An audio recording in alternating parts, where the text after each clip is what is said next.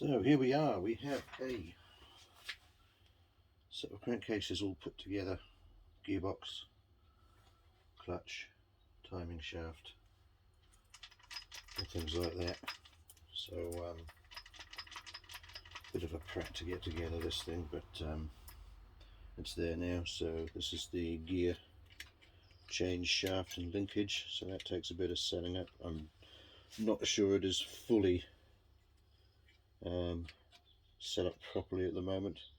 It shifts okay. This is actually the gear change shaft out of the Monster engine. The Panto one, this spring was broken, and it's a subtly different design up here. I think this is a better design up here. Working on the actual shift drum, but yeah, I mean, it does actually shift gears. And they shift okay. Hard to tell when the engine isn't actually running, because obviously it shifts gears a lot better with a running engine because gears are spinning, etc. But it does shift all gears. In an acceptable manner.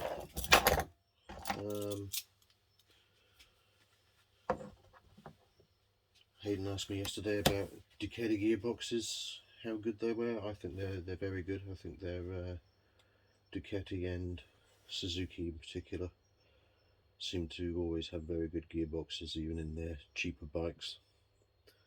All the Ducatis I've had change gear very nice. They don't usually find false neutrals. It's the same with the sled, which is essentially the same gearbox as this, except the latest 6-speed out of the Monster, and that changes gear beautifully. Very rarely you have to even use the clutch. So yeah, bit of a landmark getting to this point, so quite pleased with that. So next thing to do is to I'll just take this camera off the stand. Next thing to do is to fit all the timing gears, oil pump and clutch. So all the timing gears go on this side, with the spread clutch on the flywheel for the starter motor. So something I haven't done is even looked at the starter motor, so I've just put that into degreaser now, and then that will get done. I'll basically take the starter motor apart, recondition it, test it, etc. Just to make sure that once it's on the bike, it stays on the bike, we don't have to prat around with it.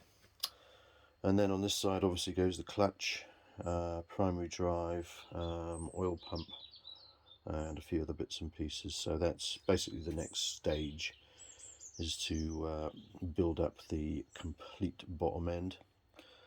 Now I'm going to start doing that next, and then sort of simultaneously do the gap the piston rings so I can build up the barrels onto here.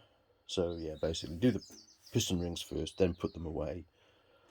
Then there's a whole bunch of engine building stuff I'm going to have to do without the piston rings in, and I'll get to that later. But basically this whole engine will have to be built up without the rings, to test valve clearances, piston to head clearances, compression ratio, all kinds of things need checking out on this engine because it's so far away from standard. So that will sort of be going on for the next couple of weeks or so.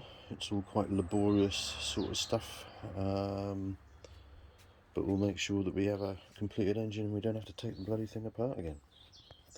So yeah, good news.